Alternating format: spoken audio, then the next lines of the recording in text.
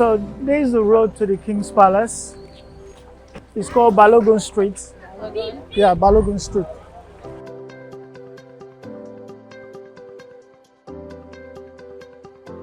We're getting close to the King's Palace now.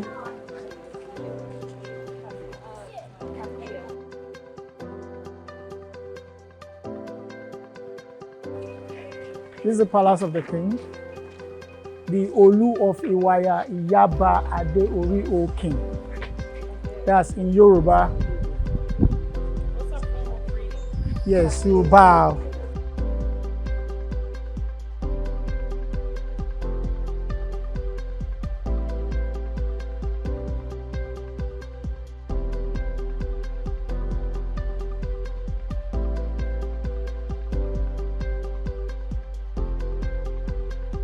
So just like we were here on Monday to inform you that our International Climate Fellowship students will be coming, as well as the team from North America. I'm sorry, so they are here. So here they are. Hi. So may I have someone introduce them? Yes, I'll start first. So my name is Judy Song, Senior Programs Manager, Green Youth Foundation Africa. So my name is Dominique Bowles. I am the Associate Director of Justice, Equity, Diversity, and Inclusion from Green Youth Foundation North America. Good. Hi, how are you today? My name is Shamari Mazzone. I'm an intern with Leave No Trace in North America, working as an environmental education and research intern. You're welcome. Hi, I'm Shativa Brown. I'm the Chief Operating Officer of Green Youth Foundation. that's one of the leadership team. Hi, Alex Barty, Community Conservation and Area Development from Green Youth Foundation North America. You're welcome. Hi, my name is Courtney King. I am a Global Justice and Equity intern with Green Youth in North America. You're welcome to the post. Manjayo. This is Joe Chief, so I'm the project manager of Green Youth Africa. My name is Sal Shilla. I am the Corporate Environment Sustainability Fellow with this conference. You're welcome. My name is Becca Miller. I'm the fellow working for Green Youth Foundation. You're welcome. I'm the director, the chief financial officer, Green Youth North America. You're welcome. Manjayo. My name is Victoria Figre. I'm the social media director for Green Youth Foundation Africa. You're welcome. I'm Renee Mysonet. I'm Chief Development Officer for Green Youth Foundation. You're welcome. You may have your seats before I do my introduction. Please, you may be seated. Oh, okay. The Rasta man. Tyler Agner. I'm a Conservation and Clean Energy Fellow at Southern Company for Green Youth Foundation. You're welcome. You look so very good. You may have your seat. Thank you, Kavisi. You're welcome. So, I am His Royal Majesty Oba Suleiman Owolabi Ogun-Oloko, the Oba of Iwaya-Yaba Kingdom. There are 10 communities under Yaba Kingdom. I, as the Oba of Iwaya, I cover 9 out of 10, which comprises of Adekunle, Makoko, Okwagbon, Alagomeji, Sabu, Onike, Onitiri, Abuleoja, and this immediate community called Iwaya, respectively. So the 10th community under Yaba is called Igbo-Bisabe, and there we have another Oba. So we share boundaries at Yabatek. Yabatek first gate falls under Oba Igbo-Bisabe, that is the king of Igbo-Bisabe, while Yabatek second gate falls under my own jurisdiction. I cover the entire University of Lagos, both first gate, second, and third gate. Federal College of Education, very close to University of Lagos, equally falls under me. Queen's College falls under me. So we have a lot of national institutions that falls under me. So we've always appreciate your coming to reach out to the needy, most particularly the vulnerable. Because this community called Iwaya and Makoko is a settler for the dislodged shanties in other regions of Lagos State. So we here, particularly me, is always at the receiving end. In this community alone called Iwaya, this immediate community we have over 1.5 million people in population. As an Oba, I am an interface between the people and the government. But many a times when we write to the government, they tend not to be forthcoming because the pressure in Lagos State is just too enormous. And this kind of pressure starts from here because we have dislodged people residing in this community. So I really appreciate your kind gesture. I urge you not to stop. I need you more than you need me. You are only doing it for the face of humanity. But we don't have the power except you come and assist us.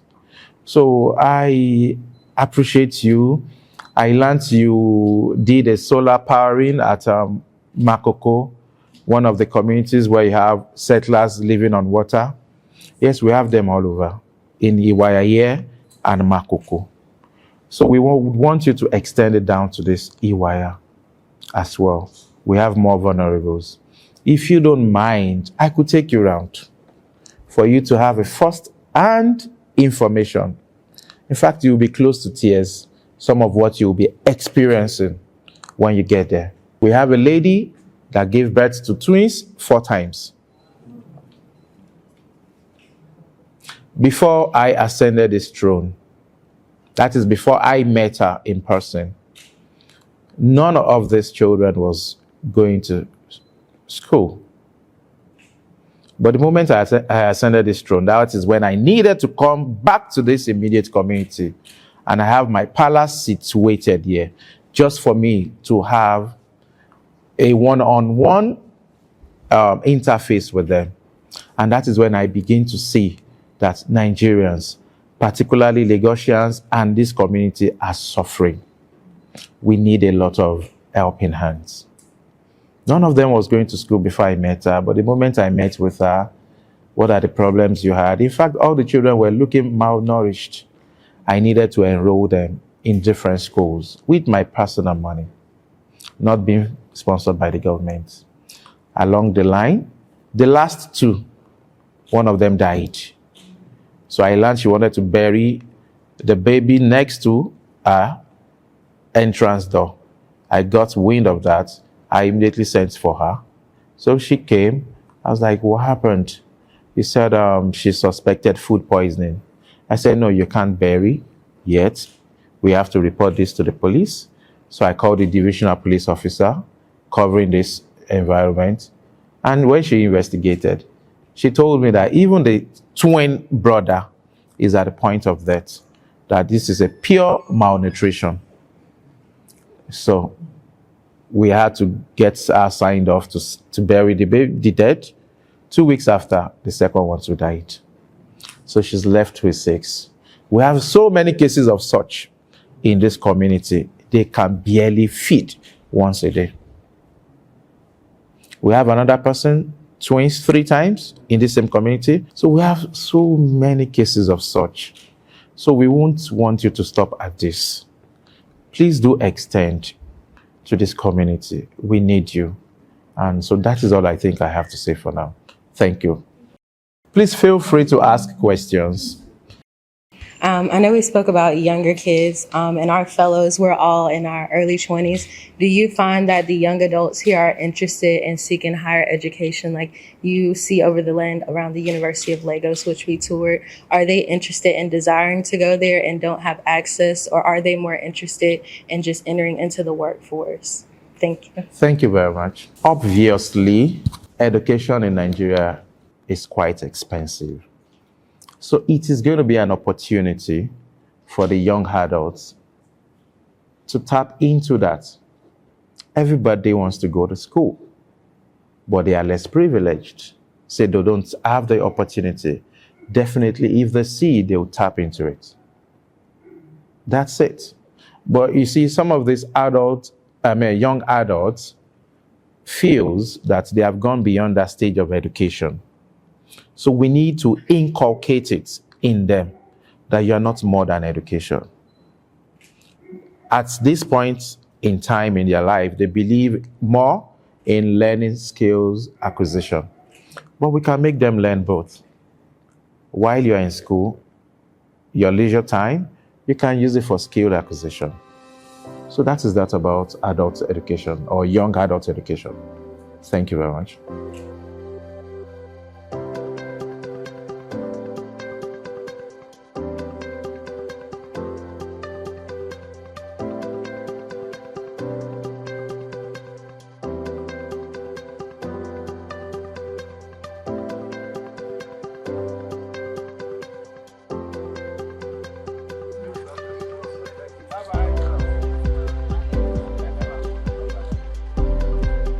So as you can see, these are the kind of makeshift houses we have. Most of them are just there living temporary, waiting for the government to dislodge them again. Then they will now look for an alternative place, Let's go. Adios. Wow. Fella. This place is supposed to serve as a recreational center for this kingdom called Yaba. In the time past, I grew up to know this place as a football field. This is where the youth comes and relax. Well, I will say honestly, I'm really glad that we were able to come. It gives us a very different perspective of, how people can live or are living, and then what we can do and how we can help. Yeah. And then what you're doing as well, because Thank you. Originally, I was kind of like, so I was feeling some kind of way, but I really, from what you've told us today, it's really changed my mindset on how we might be able to help, how we might be able to assist. Thank you very much.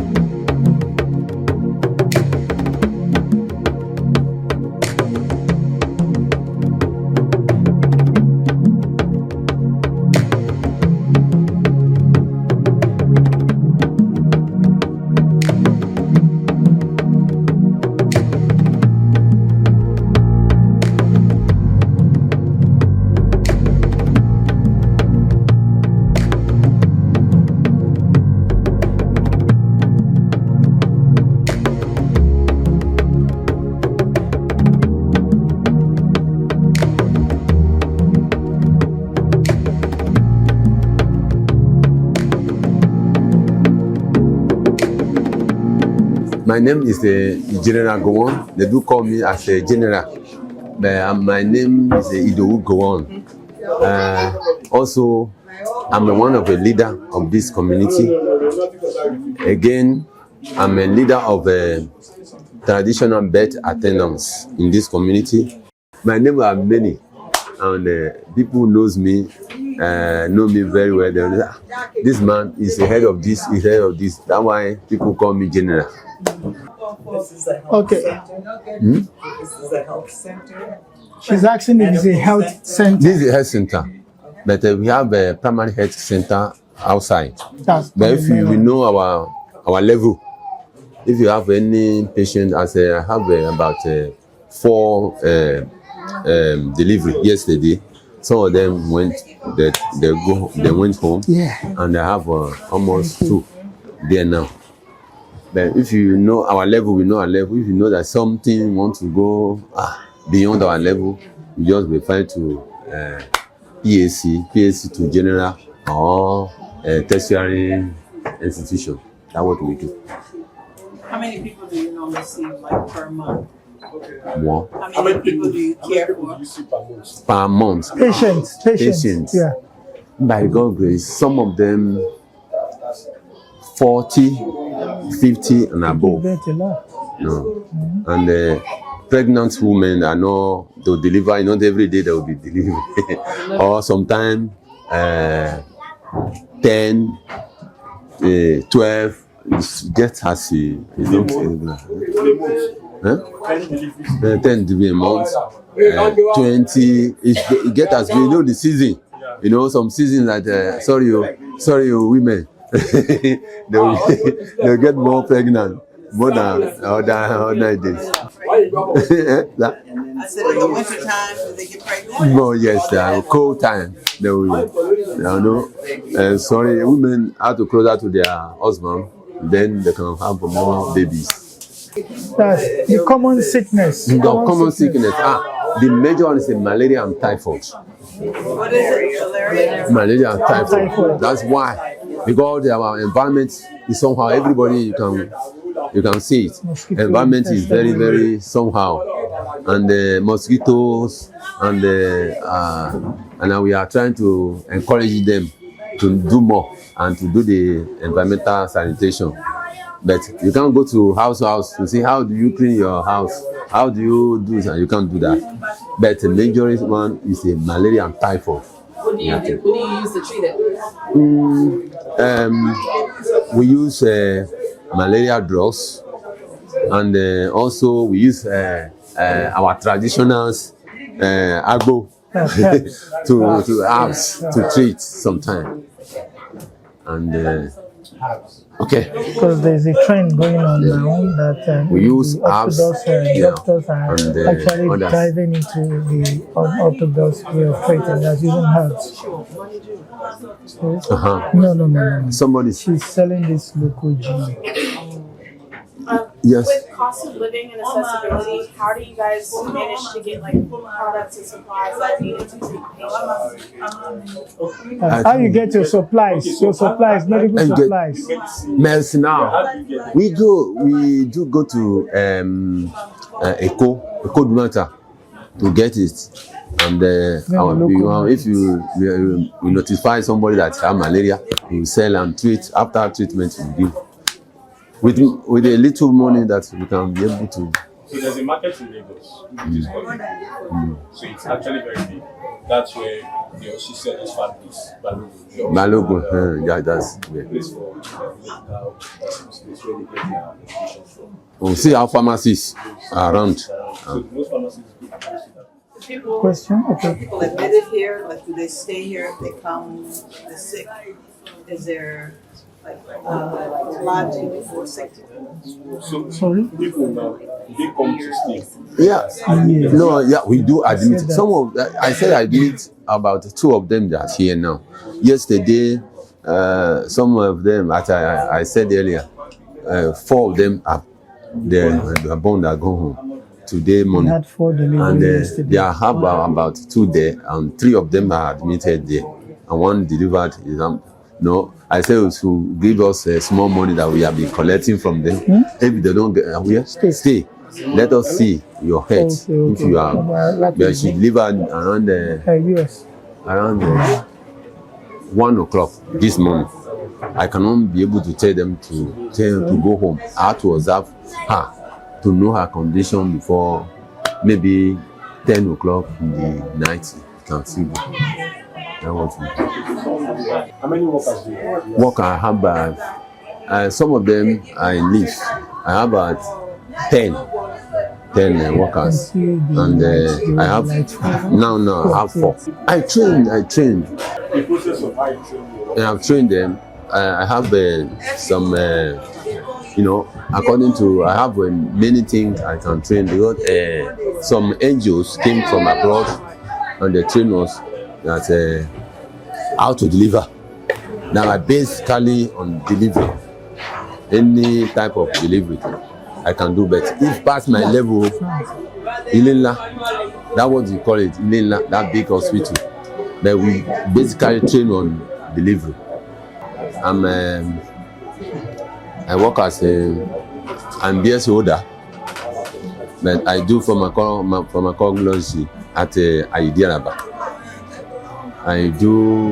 I train at many NGOs, and also that's my certificate over there. As in, I graduated. That's what I somewhere, and I still continue. I'll be having my postgraduate on. I have not yet finished. I'm doing it on.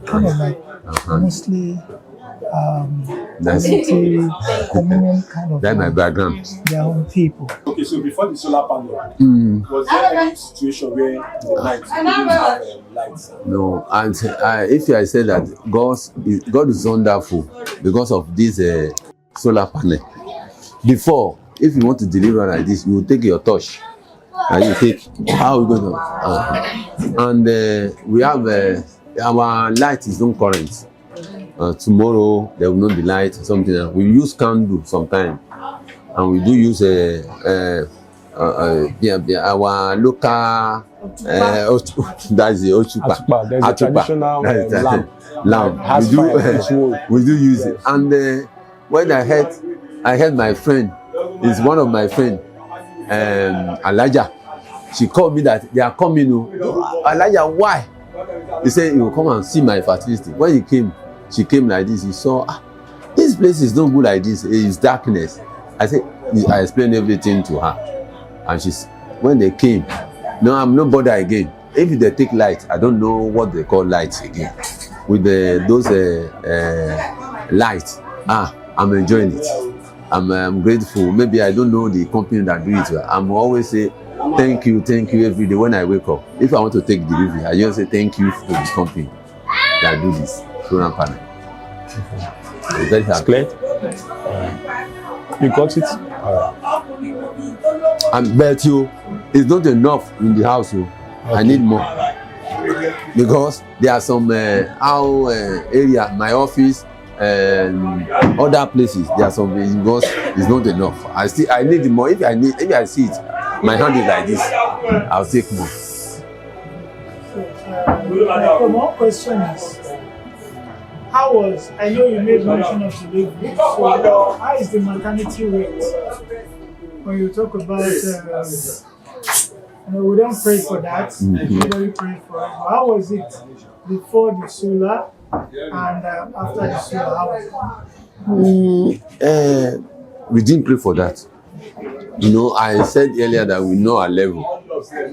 When you are taking delivery, there are some signs and signs and symptoms. You must know this is your level. You can never attend to this. But now, when we are in darkness, now everything is dark. You can't know what we are doing sometimes until you use our local this thing. And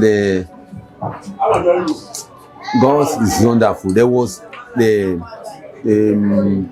years ago. 3 years ago, I can identify it. My here is here. And God has saved me. That the person delivered is begin to postpartum started. She was breathing because that time what we are using, my phone switch off, nothing again. I was running.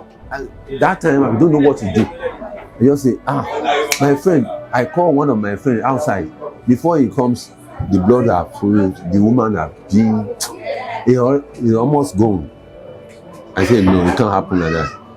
That's our help and with all this thing.